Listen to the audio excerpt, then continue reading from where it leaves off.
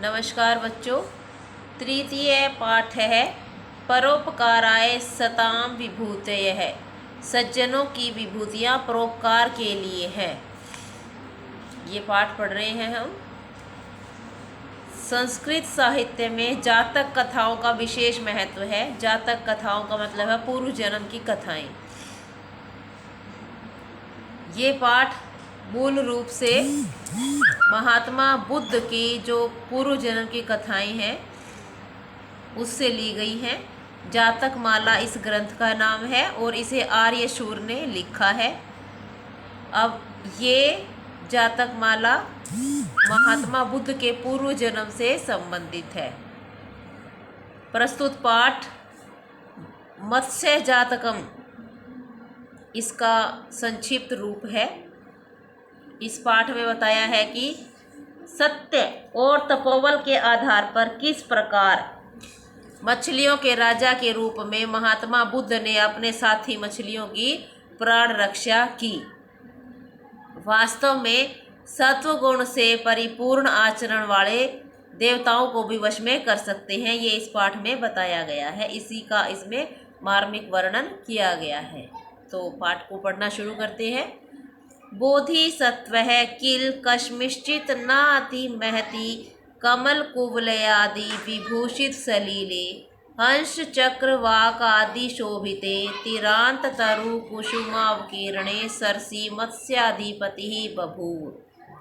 बोधिसत्व है। बोधिसत्व का मतलब होता है महात्मा बुद्ध ने। यहाँ बोधिसत्व का मतलब है महात्मा बुद्ध ने किल निश्चय ही कश्मिश्चित किसी निश्चय या निश्चित ही किसी न अति महती बहुत बड़े नहीं न अति महती बहुत बड़े नहीं अर्थात छोटे कमल कुवलय आदि कमल और नील कमल से विभूषित शोभित सलीले जल वाले कमल और नील कमल से शोभित जल वाले हंस चक्र वाक आदि शोभिते हंस चकवा आदि से शोभित शोभा वाले तिरांत तरु किनारों के अंत में पेड़ों और फूलों से परिपूर्ण सरसी तालाब में मत्स्य अधिपति ही बभूव मछलियों के राजा हुए।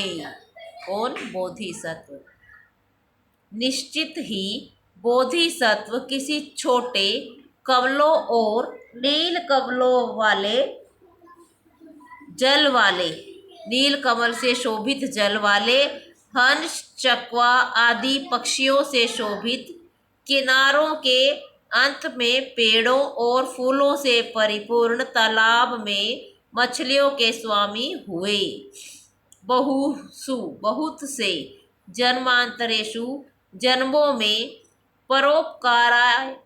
परोपकाराभ्यास वसात परोपकार के अभ्यास के कारण तत्रस्थ वहाँ अपि भी परहित सुख साधने दूसरे के हित और सुख में व्यापृतः संलग्न एववत हुए। बहुत जन्मों में परोपकार के अभ्यास के कारण वहाँ भी दूसरे के हित और सुख में संलग्न हुए। इष्टानाम इव च सवेशाम अपत्यानाम इष्टानाम इव च और प्रिय स्वेशाम अपनी अपत्यानाम संतानों के ऊपरी ऊपर सौहार्दतवा सौहार्द के कारण महासत्व है उदार प्राणी ने तेषाम उनके उन मीनानाम मछलियों के दान प्रिय वचना आदि क्रमई दान देने और प्रिय वचन आदि के क्रम से परम अनुग्रहम चकार अत्यंत कृपा की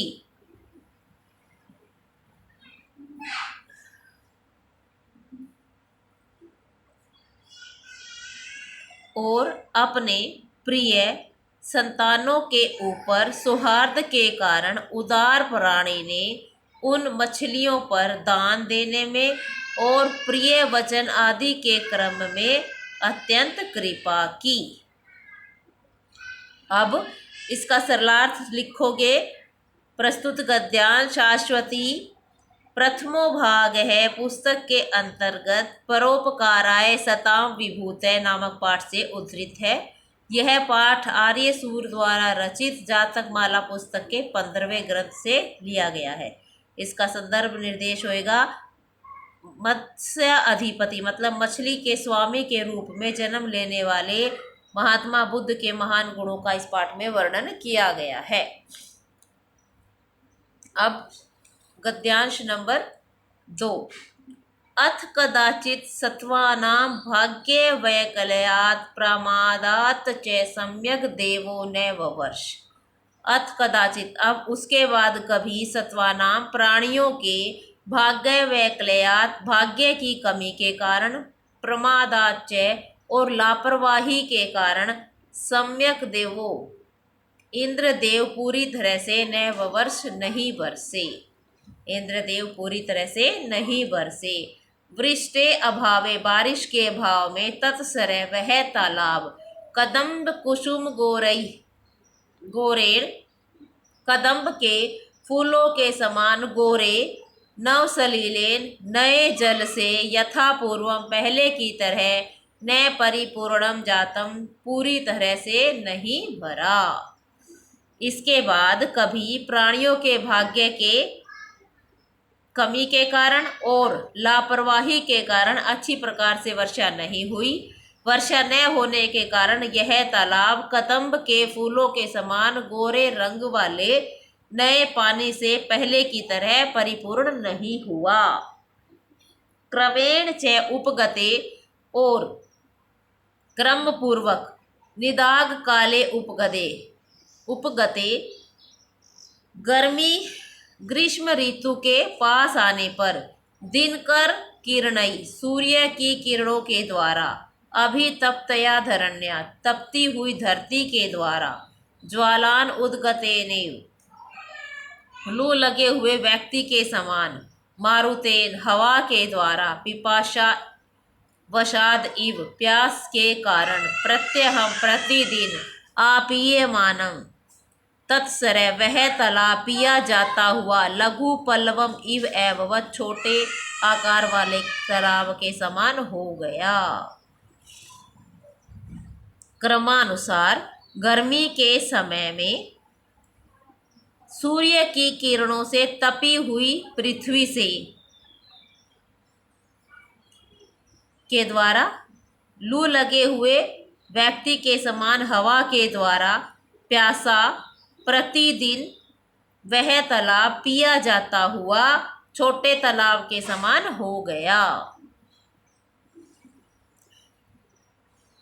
तत्र स्थितः वहाँ पर रहने वाले मीनाष्ट मछलियाँ और मछलियाँ वहाँ पर रहने वाले मछलियाँ जलाभावात जल के अभाव में मृत प्रायः इव संजात है मृत प्राय हो गई। सलील तीरवासिनः पक्षिणः वायसगणाः च यावत् तान् मत्स्यान् भक्षयितुं चिन्तयन्ति स्व सलील तीरवासिनः पानी के किनारे रहने वाले पक्षी और को आदि ने जब तक उन मछलियों को खाने की सोचते तब तक विषाद दैन्य वसगम विषाद और दीनता के वशीभूत मीन कुलम अवेक्षय मछलियों के समूह को देखकर बोधिसत्व है महात्मा बुद्ध करुणायमान है करुणायमान मतलब करुणा से भरे हुए चिंताम अपेदे चिंता को प्राप्त हो गए। कष्टाबत इयम आपद आपतीता मीना नाम बड़ा खेद है यह आपदा मछलियों पर आ पड़ी। बड़ा खेद है या बड़े कष्ट की बात है यह मुसीबत जो मछलियों पर आ पड़ी। प्रत्यहम क्षीयन्ते प्रतिदिन क्षीयन्ते क्षीण हो रही है तोयम पानी सपर्धमानम इव आयुषा आयु के समान स्पर्धा करता हुआ पानी प्रतिदिन कम हो रहा है। आयु से स्पर्धा करता हुआ पानी प्रतिदिन क्षीण हो रहा है अद्य अपि च चिरणेव लक्ष्यते जल्दागमः। आज भी बादलों का आना देर से ही प्रतीत हो रहा है, अर्थात आज भी बादलों का आना दिखाई नहीं दे रहा है। अपयान क्रमो न अस्ति, बाहर जाने का भी कोई उपाय नहीं है। नेता अप्यन्यत्र को भवेत्, इस समय नेता भी हमारा कौन बने, अर्थात कोई ऐसा नजर नहीं आ रहा जो हमें यहाँ से बाहर ले जाए।